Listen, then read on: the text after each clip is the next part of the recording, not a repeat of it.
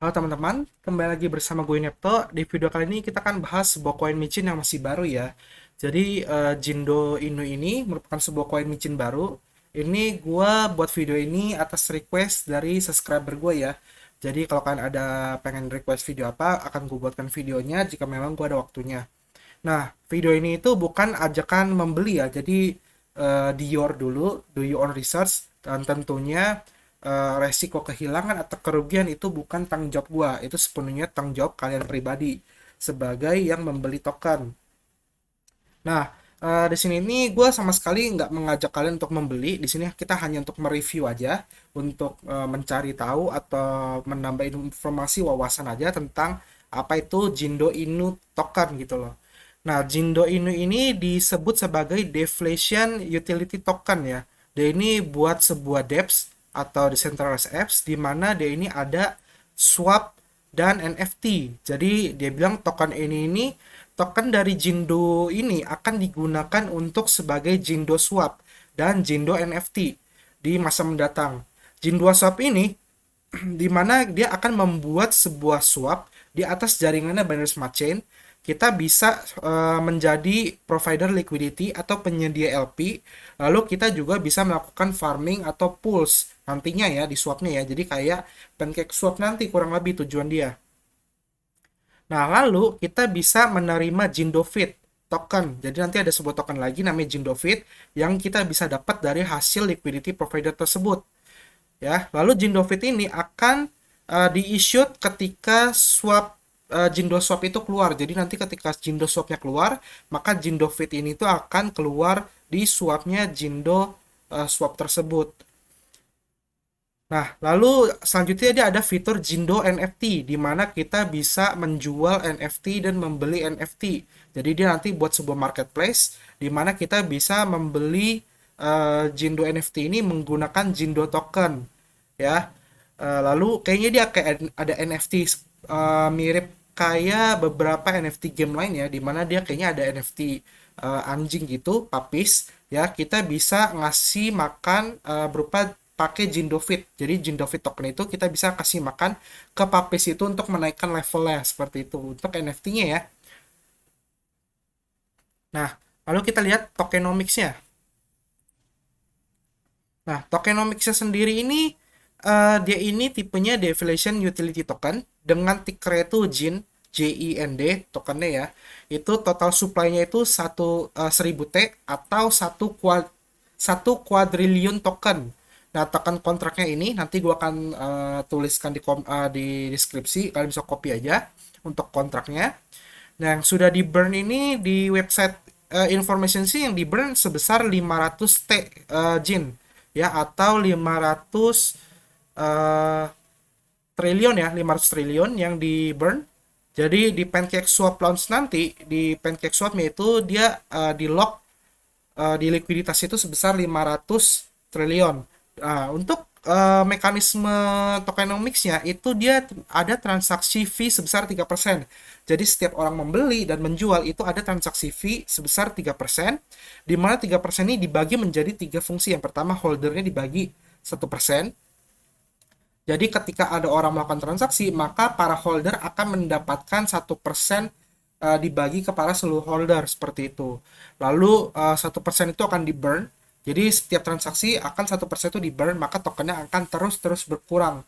Jadi buat jangka panjang dia akan token itu akan semakin berkurang selama ada orang melakukan transaksi JIN token tersebut.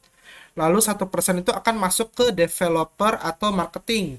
Ya, jadi ini masuk akal sih kenapa masuk ke developer marketing. Tujuannya supaya mereka bisa mendapatkan keuntungan untuk mengembangkan proyeknya tersebut gitu loh. Ya namanya seorang developer pasti butuh duit ya untuk mengembangkan suatu proyek gitu loh.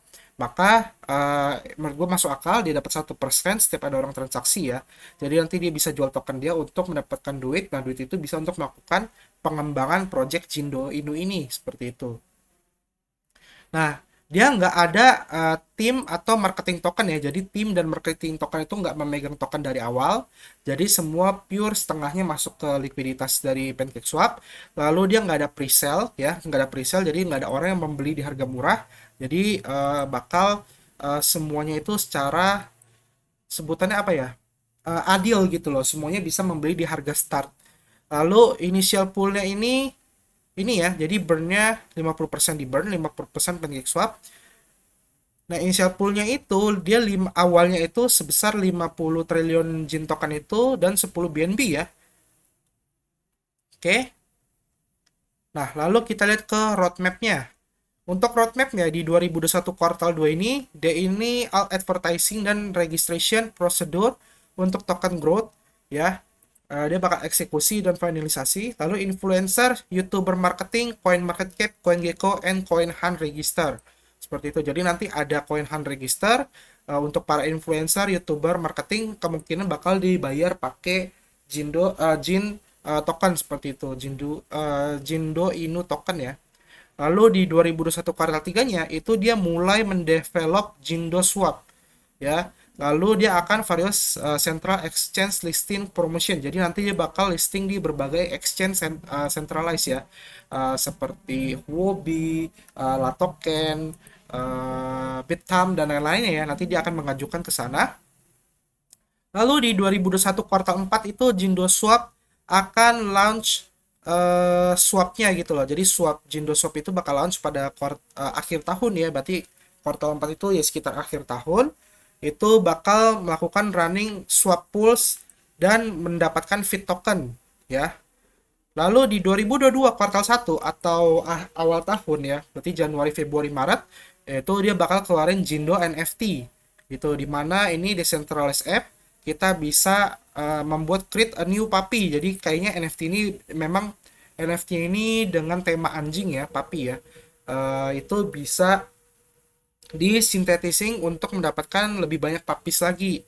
Ya, berarti ya kayak tadi ya dikasih makan fit token supaya dia naik level seperti itu.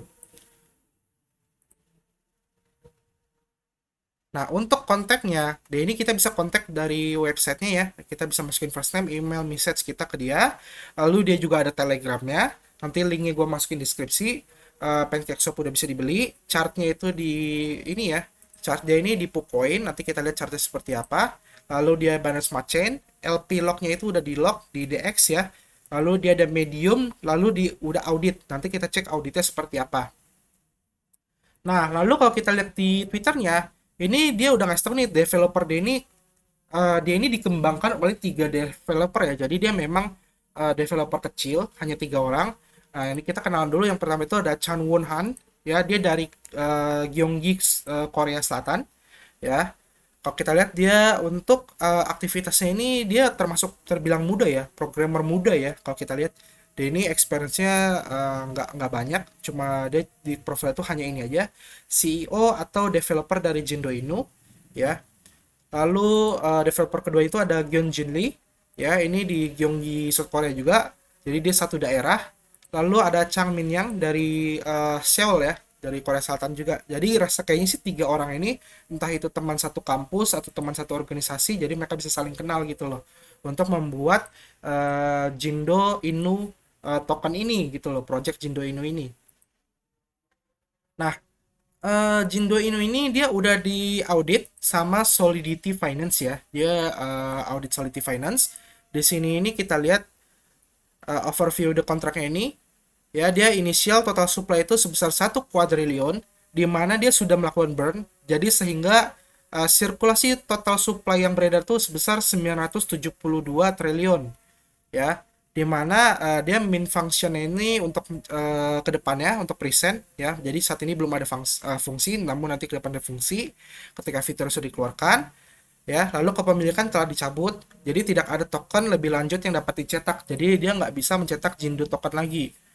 Lalu 54%-nya itu sudah dikirim ke alamat 0xDate. Jadi kalau orang melakukan burn itu mereka kirimnya ke alamatnya 0x00000 walletnya itu. Nah, jadi itu disebutnya dead wallet ya.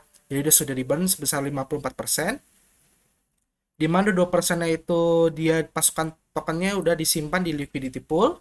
97,5%-nya itu sudah di lock ya di Excel. Lalu 4 wallet itu memiliki token yang sama atau lebih banyak dari kumpulan likuiditas. Setelah ini pemegang terbesar berikutnya sebesar 1,75%. Oke. Nah, ini yang tadi ya, tokenomicsnya ya.